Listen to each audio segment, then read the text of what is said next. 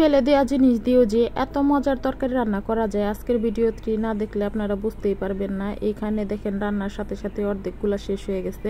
আসসালামু আলাইকুম, সবাই কেমন আছেন? আশা করছি আল্লাহর রহমতে ভালো আছেন।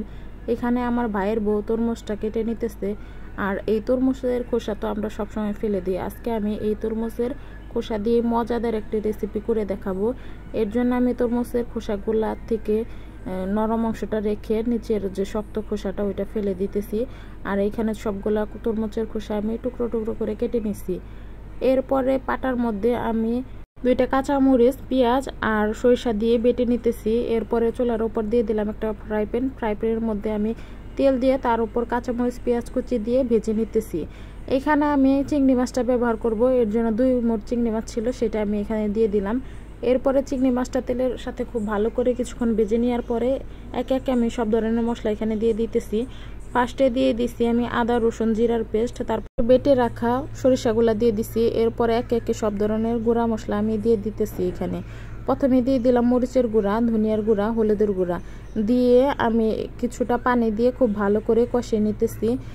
আর মশলাটা যত কষাবো খেতে কিন্তু তত বেশি মজা লাগবে। এই রান্নাটার মধ্যে একটু বেশি তেল ব্যবহার করলে খেতে কিন্তু খুবই মজা লাগে। আর এখানে সর্ষেটা ব্যবহার করলে ঘ্রাণটা আরও বেশি সুন্দর আসে। এখানে প্রথমে লবণ দিতে ভুলে গেছিলাম, এর জন্য পরে আবার লবণ দিয়ে কিছুটা পানি দিয়ে তারপর মশলাটা কষিয়ে নিচ্ছি। কষানো হয়ে গেলে এই যে আগে থেকে কেটে ধুয়ে রাখা তরমুজের খোসাটা আমি এখানে দিয়ে দিলাম। তরমুজের খোসাটা দিয়ে আমি খুব ভালো করে মশলার সাথে এখন মিশিয়ে নিতেছি। খুব ভালো করে যখন মেশানো হয়ে যাবে তখন একটি ঢাকনা দিয়ে ঢেকে আমি কিছুক্ষণ রান্না করে নিব। ঢাকনাটা খুলে আবার আমি খুব ভালো করে নেড়ে চেড়ে দিতেছিলাম যাতে নিচে লেগে না যায়।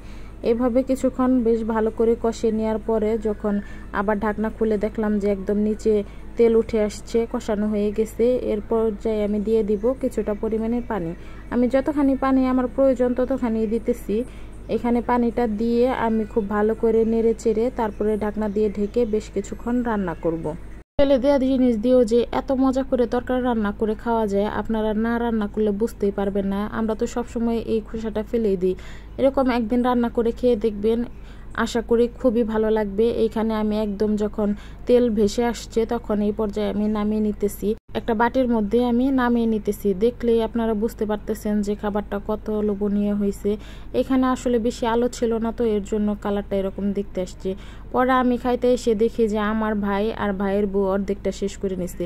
এরপর আমি ভাত নিয়ে আর কিছুটা তরকারি নিয়ে একটা লেবুর রস নিয়ে যখন মেখে প্রথমবার মুখে দিলাম, আহা কি যে মজা! আপনারা না খেলে বুঝতেই পারবেন না। এর জন্য বাসায় একবার হলেও এই খাবারটা ট্রাই করবেন, ইনশাল্লাহ আপনাদের কাছে খুবই ভালো লাগবে। আল্লাহ হাফেজ, সবাই ভালো থাকবেন।